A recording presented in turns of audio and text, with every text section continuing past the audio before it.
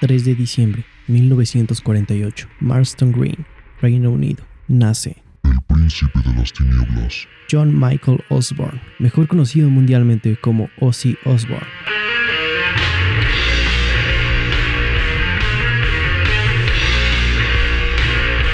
Bienvenidos a este primer video de este canal, un canal más que voy a abandonar en 1 o 2 meses dependiendo qué tan rápido me aburra. Yo soy Don Pendejo y el día de hoy hablaremos de un humano que cambió la música como la conocemos para siempre. Acompáñenme porque en este video nos meteremos en la vida del genio más bizarro, Ozzy Osbourne.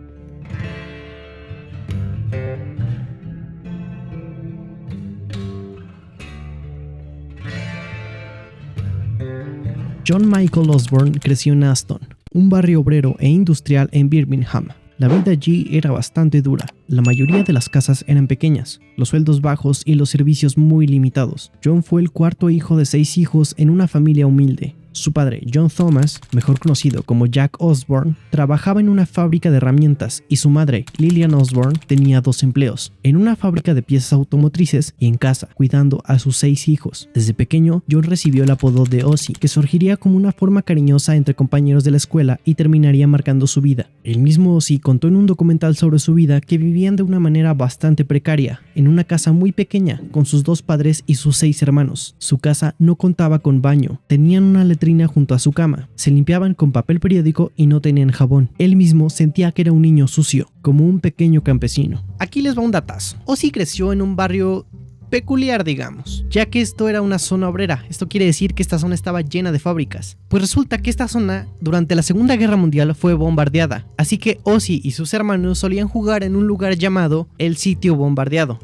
en donde por su obvio nombre era un sitio en ruinas. Para un niño como Ozzy, esto significaba crecer rodeado de la cultura del esfuerzo, la lucha diaria y una comunidad muy unida, pero también marcada por la pobreza. Ozzy creció entre fábricas y mucha cultura musical, ya que aunque Aston no era una ciudad musical por sí misma, estaba muy cerca del Birmingham musical de los años 50 y 60. Era un semillero de blues, jazz y rock local. Ahí se podía escuchar desde skiffle y R&B hasta bandas de rock emergentes. Muchos jóvenes, incluidos Ozzy, se inspiraban en esas bandas locales para tocar y cantar. El barrio en sí fomentaba la creatividad de manera espontánea. Se reunían en patios, calles y pequeños clubes para tocar música. Ozzy recordó años después: en Aston todos los chicos querían ser músicos o futbolistas. Era la manera de escapar de la rutina de la fábrica. Desde pequeño Ozzy sufrió ansiedad, ya que vivía en un constante miedo. Tenía miedo de perder a alguno de sus padres. Siempre imaginaba que ambos morirían. Nunca fue bueno en la escuela, de hecho la odiaba, además de que era disléxico, aunque lamentablemente en esta época no era común diagnosticar a tiempo, así que todos se burlaban de él, aunque después aprendió que siendo el payaso de la clase podía hacer reír a sus compañeros y así sentirse mejor.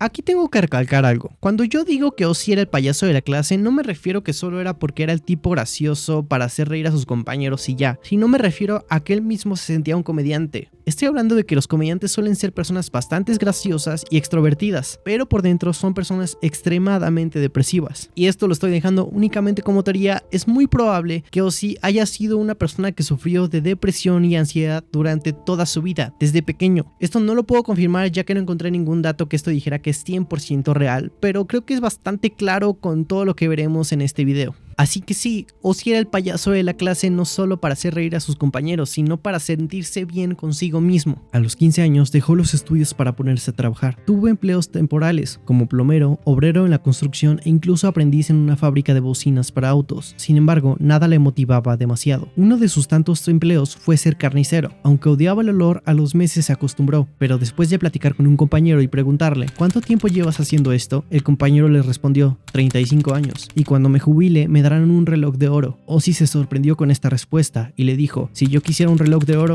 lo robaría. Esta conversación cambió por completo su pensamiento. Ozzy se volvió un joven problemático, tomaba todo el tiempo, se la pasaba buscando peleas, y un día Ozzy asaltó una tienda cercana de su casa. Él realmente no era un criminal, él solo quería pertenecer al grupo de jóvenes criminales de su barrio, aunque lo único que logró fue una condena de 1 mes en la cárcel. Su padre no pagó la fianza para darle una lección. Después de 6 semanas, al salir de prisión, Ozzy no tenía qué idea de hacer con su vida. Él solo sabía que lo que realmente le apasionaba era la música.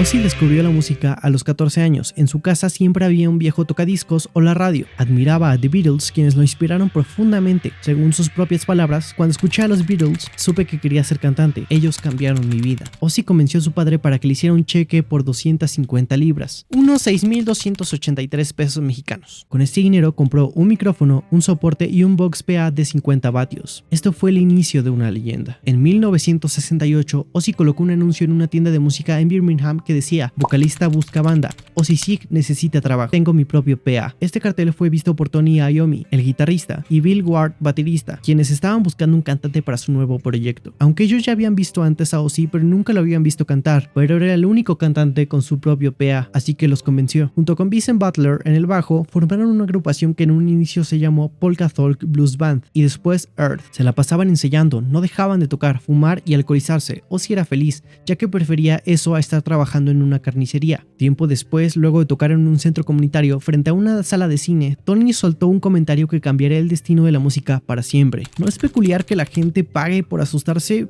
viendo películas de terror? Este simple comentario cambió todo, no solo sus vidas, sino el rock como era conocido hasta ese momento. Ozzy y el grupo decidieron comenzar a crear música aterradora. Se reunieron a leer un libro de magia negra. Esta noche, uno de los integrantes, Geezer, se despertó de un extraño sueño y vio una figura negra en sus pies. Pocos días después crearon su primera canción, Black Sabbath. Con el tiempo, decidieron cambiar el nombre del grupo a Black Sabbath, ya que esa canción marcó un antes y un después en su carrera. Por cierto, un dato curioso sobre el nombre Black Sabbath. Este nombre está inspirado en una película de terror italiana de 1963 dirigida por Mario Bava. La película consta de 3 historias de terror, Los Gurdalak, basada en la historia de la familia Burdalak, de Alexei Konstantinovich Tolstoy y protagonizada por Boris Karloff. Sí, lo leí, son nombres rusos, perdón. La banda comenzó a experimentar con sonidos oscuros, riffs pesados y letras inspiradas en lo oculto, la guerra y el miedo. Este estilo marcaría el nacimiento del heavy metal. En 1970 lanzaron su primer álbum, Black Sabbath. En este tiempo todos viajaban de gira en una camioneta, saltaron a la fama de una manera estrepitosa. Sus canciones sonaban en la radio. Con su primer sueldo, Ozzy salió a embriagarse, comprar unos zapatos y un perfume para oler mejor y dejar de ser ese joven sin higiene.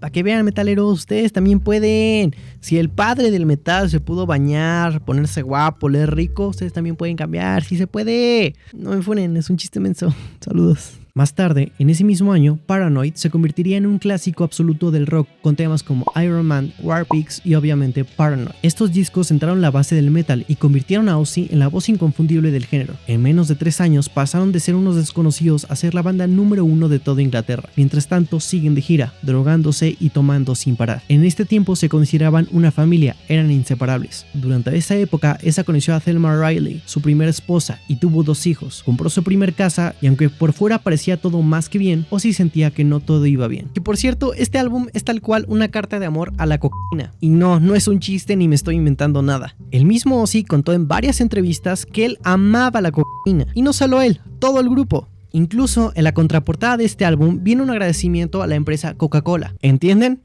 ¿Coca-Cola? Sí, es un obvio agradecimiento a la sustancia. Aunque Ozzy tenía una vida de rockstar, en su casa todo era diferente. Ozzy comenzó a tratar mal a su esposa, Thelma, además de dejar de prestarle atención a sus 2 hijos. Se portaba arrogante y se creía imparable. Seguía comprando automóviles caros y todo empezó a romperse desde dentro. Algo que terminó de romper a la banda fue su manager, Jim Simpson. Aunque al principio Jim parecía un buen manager, pues él fue quien impulsó a la banda y logró convertirlos en una banda nacional, al final gran parte de las ganancias se las llevaba Jim, de manera injusta para los demás. Todo estaba al nombre de su manager, les quitó demasiado dinero. Ellos eran muy jóvenes para darse cuenta, pero al final despidieron al manager, aunque Black Sabbath estaba en la quiebra. En 1970, tras el crecimiento de Black Sabbath, Arden convenció a la banda de que necesitaban un manager con más poder e influencia. Según Tony Iommi, Don les prometió contratos internacionales, giras mundiales y acceso a un mercado mucho más amplio que el que Simpson podía ofrecer. Don Arden era un personaje muy famoso en esa época y bastante temido en la industria. Era conocido como el padrino del rock, y no solo porque él levantó la industria del rock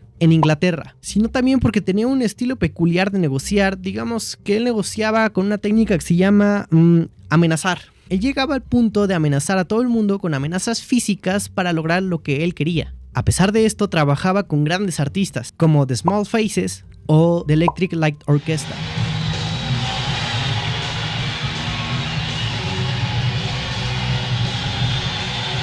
Durante los siguientes años, Sabbath publicó discos legendarios como Master of Reality, Volume 4, Sabbath Bloody Sabbath y Sabotage. La combinación de guitarra de Iommi, las letras obscuras de Butler, la batería de Ward y la voz de Ozzy era única. Sin embargo, las adicciones comenzaron a dañar la relación desde dentro de la banda. Al mismo tiempo, el padre de Ozzy enfermó gravemente. Después de visitarlo al hospital, su padre falleció. Ozzy empezó a abusar del alcohol y de las drogas, lo cual afectaba sus presentaciones y ensayos, y en 1979 la banda comenzó a grabar su nuevo álbum, aunque Ozzy no apareció durante 2 semanas. Después del álbum Never Say Die, Black Sabbath decidió despedirlo por sus excesos. El mismo Bill le dio la terrible noticia: Bill era su mejor amigo. Esto fue un golpe durísimo para Ozzy, quien cayó en una profunda depresión. Él mismo describió años después: sentí que mi vida había terminado. Black Sabbath era todo lo que tenía. En este momento, Ozzy se mantenía encerrado en un hotel, se drogaba y se llenaba de vodka y ginebra. Don Arden y su hija Sharon se encargaron de mantenerlo, pero estaban hartos de la situación. Su esposa Thelma quería el divorcio y su padre había muerto. Era el peor momento para Ozzy. Días después, Sharon fue a verlo al hotel y se dio cuenta de lo mal que estaba. En ese momento Sharon tomó una decisión, la decisión que salvaría a Ozzy. Sharon decidió ser su manager, lo obligó a arreglarse y sobre todo a salvar su vida. Esto fue difícil ya que nadie quería tenerlo en su banda. A pesar de esto, el público lo amaba. Todos querían tener a Ozzy frente a sus ojos en el escenario. En 1980, Ozzy lanzó su primer álbum en solitario, Blizzard of Ozz, acompañado de músicos jóvenes y talentosos, entre ellos el virtuoso guitarrista Randy Rhoads. El disco fue un éxito rotundo gracias a canciones como Crazy Train y Mr. Crowley, que mostraban un sonido fresco y potente. Randy fue su segundo salvavidas. Era un joven lleno de vida, le tenía mucha paciencia a Ozzy, conectaron de una manera impresionante. Siempre estaban de viaje en carretera, los tres, Sharon, Randy y Ozzy. En ese mismo año, Ozzy y Sharon se volvieron pareja, aunque Ozzy no dejó de acostarse con más mujeres, pero esto Sharon lo sabía, además de que seguía casado con Thelma. Agárrense porque esta anécdota está buena y bizarra. Resulta que durante una reunión con los ejecutivos de CBS Records en Los Ángeles, la compañía que Sharon quería que firmara a Ozzy como solista, al cantante le dieron 2 palomas blancas. El plan con estas 2 palomas blancas es que en esta junta las liberara como símbolo de paz y de un nuevo comienzo en su carrera. Sin embargo, como Ozzy estaba ebrio, como siempre, lo que hizo fue sacar estas 2 palomas, tomó una, la acercó a su boca y le mordió el cuello. Sí, le mordió el cuello. Y tú dirás, bueno, todavía queda una segunda paloma. ¿Qué crees que hizo? Así es, exactamente lo mismo. Tomó la paloma, la acercó a su boca y le mordió nuevamente el cuello, matándolas a las 2. Se dice que varios ejecutivos salieron corriendo por el miedo que sintieron. Este es un momento sumamente importante de la carrera de Ozzy, ya que esto empezó a consagrarlo como un artista bizarro. Sharon se dio cuenta de esto y supo que Ozzy era un artista que provocaba polémica y que esto podía ser beneficioso para ellos. En 1981 lanzó Diary of a Madman, consolidando aún más su nueva etapa. Llenaron estadios, Randy y Ozzy tenían una química impresionante. Y de nuevo, tomen asiento porque esto se pone un poco bastante asqueroso, digamos. Uno de los episodios más comentados de toda la vida de Ozzy es cuando mordió un murciélago. Y si no conocen esta historia, ahí les va. Resulta que el 20 de enero de 1982, en Des Moines, Iowa, durante la presentación de su concierto, por alguna extraña razón a Sharon y a Ozzy se les ocurrió que era una buena idea tener una catapulta con forma de mano que lanzara carne cruda y vísceras hacia el público. Esto, aunque parece raro, volvía loco al público, ya que eran igual de locos que Ozzy. Así que lo que hizo el público fue hacer exactamente lo mismo, lanzaban carne cruda, vísceras, incluso animales muertos al escenario. En esta presentación, un fan lanzó a Ozzy un murciélago. Ozzy lo levantó pensando que era un murciélago de goma, lo metió a su boca y lo mordió. En ese momento empezó a escurrir sangre de su boca. Ahí fue cuando se dio cuenta que era un murciélago real. Él mismo comentó en entrevistas posteriores: pensé que era un juguete, cuando lo mordí sentí las alas moverse y dije, oh Dios mío, ¿qué he hecho? Después de esta presentación tuvieron que llevar a urgencias a Ozzy y le pusieron varias inyecciones contra la rabia, ya que el murciélago es un animal que transmite muy fácil la rabia. Por suerte no pasó más y esta solo se quedó como una anécdota que sirvió aún más para consagrar su fama como el príncipe de las tinieblas. Después de esto, el público seguía esperando más y más locuras. Una noche, Sharon se cansó del alcoholismo de Ozzy y decidió esconder toda su ropa para que no pudiera escaparse a beber a escondidas en las noches como solía hacerlo. Ozzy buscó su ropa y no la encontró, vio un vestido de Sharon y se lo puso sin pensar y se fue al bar. Al día siguiente tenía una sesión de fotos en San Antonio. Como estaba ebrio, se fue con el mismo vestido. En medio de la sesión, Ozzy quería orinar, así que orinó en una pared. Terminó arrestado y vetado de San Antonio. Randy Rhoads fue clave para este renacimiento. Su estilo innovador y su virtuosismo en la guitarra fueron aclamados por todo el mundo. Lamentablemente, la tragedia golpeó en 1982. Ozzy y Sharon, además del bajista, dormían en el autobús de la gira, cuando de pronto una fuerte explosión los despertó. Salieron corriendo del autobús y vieron una mansión que estaba cruzando la calle en llamas. Hasta ese momento nadie entendía qué estaba pasando, hasta que Sharon vio al director de la gira arrodillarse y empezar a llorar. Gritaba: "¡Es Randy! ¡Es Randy!". En ese momento todos lo entendieron. Randy Rhoads falleció junto al piloto y la maquillista de la gira. Randy falleció a sus 25 años. Esa fue una tragedia terrible. Sin embargo, lo que muchos no toman en cuenta es que el camión donde estaba Ozzy, Sharon y el resto de los integrantes estaba a unos pocos metros de donde ocurrió el accidente. Esto quiere decir que se salvaron por muy poco.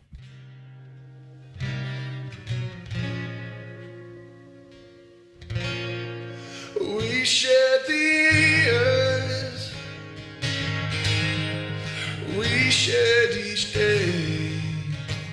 La pérdida devastó a Ozzy. Perdí a mi hermano, a mi mejor amigo, nunca lo superé, declaró en entrevistas posteriores. Ozzy continuó drogándose y bebiendo. Aunque continuó de gira, Ozzy seguía en una depresión profunda e insuperable. Años después, en 1982, Thelma y Ozzy por fin se divorciaron. Poco tiempo después, Sharon y Ozzy se casaron el 4 de julio de 1982. Meses después, Sharon se dio cuenta de que ambos bebían demasiado, así que dejó de beber para siempre. Ella comentó: "Al menos uno de los dos tiene que estar sobrio". Aunque Ozzy tenía un gran corazón, también tenía una gran adicción y era más grande que su corazón. 5 meses después, Sharon se embarazó y comenzó una nueva gira. Durante el resto de los años 80, Ozzy continuó lanzando álbums exitosos como Bark at the Moon, The Ultimate Sin y No Rest for the Wicked. Su estilo como solista se consolidó, con shows teatrales, escenografías oscuras y una personalidad que cada vez era más controvertida. Pero su vida personal era un caos. Las drogas, el alcohol y los problemas legales eran constantes. Sharon estaba cansada, así que dejó de ir a buscarlo a la estación de policía. Era una regla, porque Ozzy ya era un adulto y tenía que ser responsable. Aunque Sharon envió a Ozzy a una clínica de rehabilitación, no funcionó y siguió bebiendo. En esta época, Ozzy tuvo 2 hijos más, pero nunca dejó los excesos.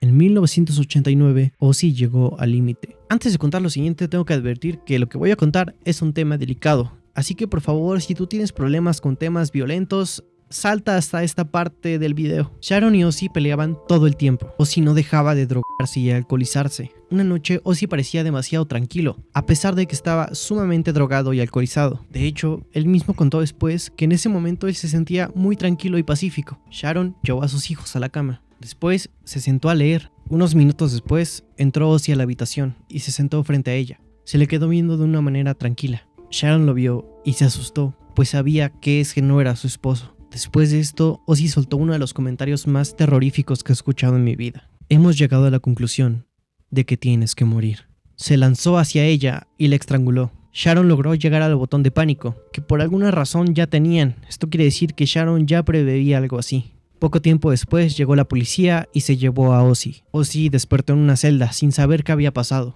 Se le acercó un policía y le leyó los cargos. Hasta ese momento se enteró que estaba arrestado por intento de homicidio a su esposa Sharon. Sharon pensó en divorciarse, pero retiró los cargos, aunque el juez lo puso en tratamiento obligatorio durante 6 meses. A pesar de todo, Sharon nunca se rindió con él y lo ayudó a rehabilitarse en múltiples ocasiones más. Después de esto, Ozzy se asustó demasiado de sí mismo y comenzó a hacer ejercicio. Al parecer, comenzó a mejorar.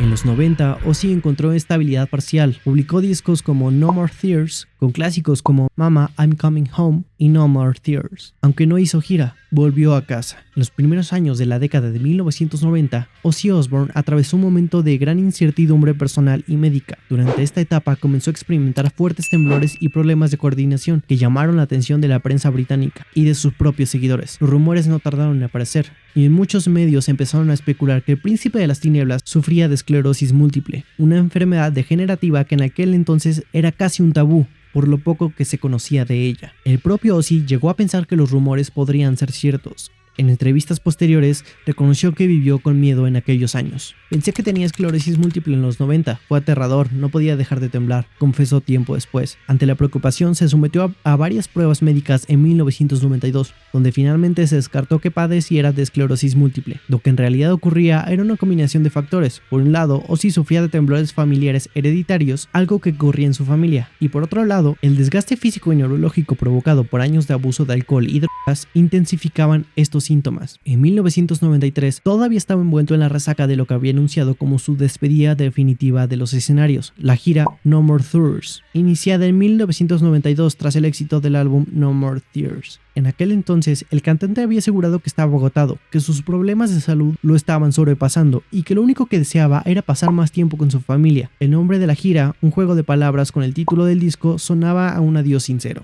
La gira comenzó en 1992 con un calendario extenso por Estados Unidos y Europa, pero en 1993 se extendió con nuevas fechas, especialmente en Japón y Sudamérica. En febrero y marzo del mismo año, Ozzy ofreció varios conciertos en ciudades como Tokio, Nagoya y Osaka, donde fue recibido como un héroe. Después, en mayo de 1993 llegó a Brasil, Chile y Argentina, marcando un momento histórico. Pocas veces artistas del calibre de Ozzy Osbourne habían visitado aquella región en los años 90, y los fans lo vivieron como una experiencia irrepetible. Sin embargo, el momento más recordado de esta gira no ocurrió en 1993, sino en noviembre de 1992, cuando en Costa Mesa, California, se reunió de manera sorpresiva con los miembros originales de Black Sabbath, Tony Iommi, Geezer Butler y Bill Ward, para tocar juntos por primera vez en más de una década. Aquel concierto quedó grabado como un hito. No solo era el cierre simbólico de la gira, sino también la confirmación de que, incluso en medio de la incertidumbre, Ozzy seguía siendo parte inseparable de la historia del heavy metal. Durante el 1993, mientras cumplía con las fechas pendientes, Ozzy continuaba reafirmando en entrevistas que estaba cansado y que quería dejar las giras. «Quiero ver crecer a mis hijos, no quiero que me recuerden como el padre que nunca estuvo en casa», declaró en una ocasión, convencido de que aquella sería su última vuelta por el mundo. No obstante, la realidad sería distinta. Aunque en 1993 marcó el final de la No More Tours y el supuesto retiro de Ozzy, apenas 2 años más tarde volvería a los escenarios con un nuevo disco y una nueva gira, reconociendo que simplemente no podía abandonar los escenarios. En 1996 fundó junto a Sharon el festival Ozzfest, que se convirtió en uno de los eventos de metal más importantes del mundo, reuniendo a las bandas más grandes del género. A inicios de los 2000, Ozzy dio un giro inesperado a su carrera al convertirse en estrella de televisión con el reality show The Osbournes, transmitido por MTV. El programa mostraba la vida cotidiana de la familia Osbourne y fue un fenómeno cultural, revelando al público una faceta más humana, caótica y cómica de Ozzy, que por cierto, como dato curioso, Ozzy intentaba comer al menos un burrito diario. Dato innecesario, pero cool. Este proyecto, aunque parecía raro, para un personaje como Ozzy logró acercar más a su público. Lo entendieron más como un ser humano, con sus cosas buenas y sus cosas malas. Dejaron de verlo como un frontman bizarro y comenzaron a verlo como un ser humano completo y complejo.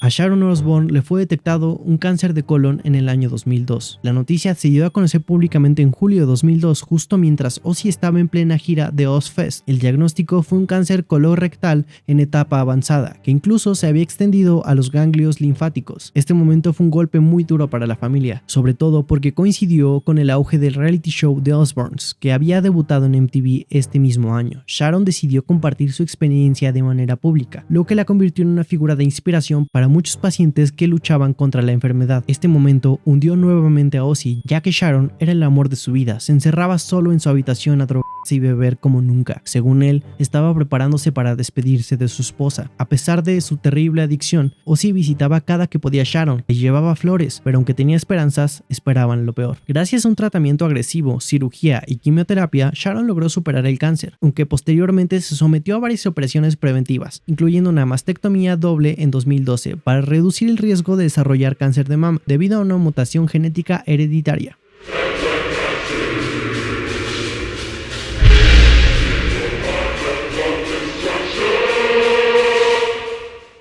El 8 de diciembre de 2003, Ozzy Osbourne sufrió un accidente casi fatal mientras conducía una cuatrimoto en su finca en Inglaterra. Ese día estaba manejando por los terrenos de su propiedad cuando perdió el control del vehículo y cayó pesadamente al suelo. Las consecuencias fueron terribles. Se fracturó la clavícula, rompió varias costillas y, lo más grave, sufrió una fractura en una vértebra cervical, lo que provocó que dejara de respirar en el acto. Su guardaespaldas, Sam Roston, fue quien le salvó la vida al practicarle respiración de boca a boca hasta que llegó la ambulancia, que lo trasladó al hospital. Durante las primeras horas se temió lo peor. Los médicos llegaron a decir que incluso si sobrevivía, podía quedar paralizado. Ozzy pasó por varias cirugías reconstructivas, incluida la colocación de una placa de metal en su cuello y tornillos para estabilizar las fracturas. El accidente ocurrió justo al día siguiente de que Sharon anunciara que estaba libre de cáncer, lo que convirtió ese diciembre de 2003 un mes especialmente dramático para la familia Osbourne. La recuperación de Ozzy fue lenta y dolorosa, pero sorprendentemente, meses después logró volver a caminar y eventualmente regresar a los escenarios. Él mismo dijo en entrevistas: "Morí por un minuto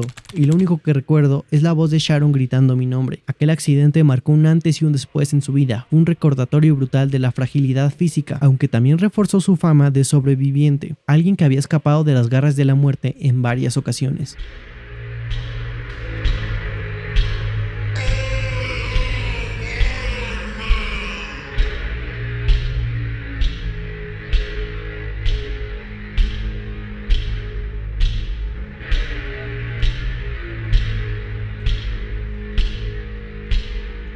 A lo largo de los años, Ozzy se reunió en varias ocasiones con Black Sabbath, incluyendo giras y grabaciones especiales. En 2013 lanzaron el álbum 30, el primero en décadas con la alineación original, excepto Bill Ward. En 2017, Sabbath realizó su gira de despedida llamada The End Tour, que concluyó en Birmingham, la ciudad natal de la banda. Ese concierto fue histórico, marcando el cierre oficial de Black Sabbath.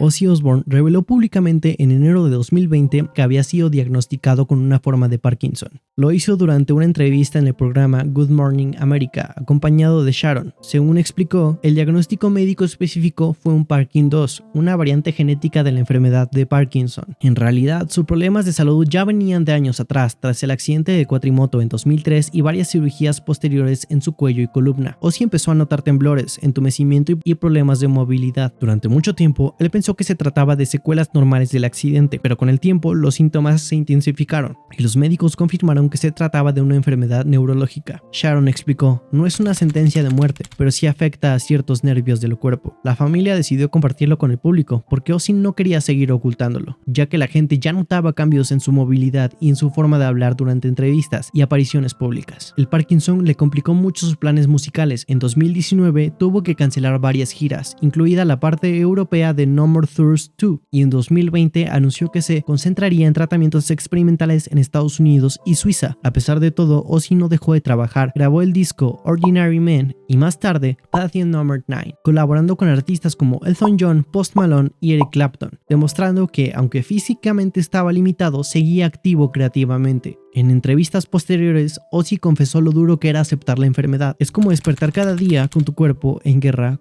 contra ti mismo.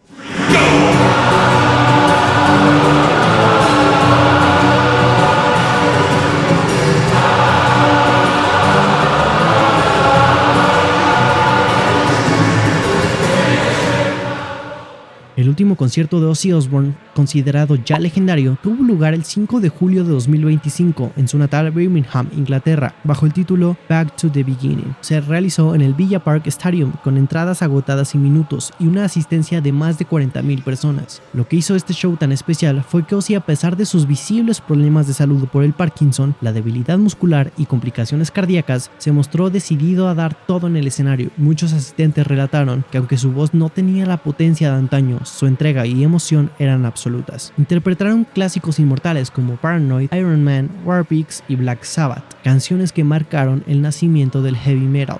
Uno de los momentos más conmovedores se dio cuando Ozzy, entre lágrimas, se dirigió al público con un mensaje que hoy resuena como su despedida definitiva. Birmingham, ustedes me dieron la vida, gracias por caminar este camino conmigo, los amo por siempre. Ese instante quedó grabado en la memoria de todos, pues muchos notaron que parecía consciente de que sería su última vez frente a un público masivo. La prensa internacional lo escribió como un cierre perfecto para la historia de Black Sabbath. Artistas invitados como Tony Iommi, Geezer Butler, Bill Ward se unieron para revivir la formación clásica, lo que dio al concierto un valor histórico aún mayor. Este espectáculo no solo fue considerado un recital, sino el epílogo de toda una era del rock. Noticias Caracol. Lo último es el fallecimiento de la leyenda de la música Ozzy Osbourne, el líder de la agrupación Black Sabbath. The Black Sabbath lead singer Ozzy Osbourne has died at the age of 76. Apenas unos días después, el mundo recibió la peor noticia de todas. Ozzy Osbourne había fallecido. Osbourne, el legendario príncipe de las tinieblas, falleció el 22 de julio de 2025, a los 76 años, en su residencia de Buckinghamshire, Inglaterra, a causa de un infarto agudo de miocardio y paro cardíaco, agravados por una larga lucha contra la enfermedad coronaria y el Parkinson. Tras su muerte, miles de fanáticos se volcaron a las calles de su ciudad natal para rendirle un homenaje, mientras que el 31 de julio se llevó a cabo el funeral privado en su residencia, con la prensa de familiares y músicos cercanos como Zakk Wylde, James Hetfield y Marilyn Manson. Finalmente, Ozzy fue enterrado en un lugar especial de su propiedad junto a un lago, cumpliendo así su último deseo.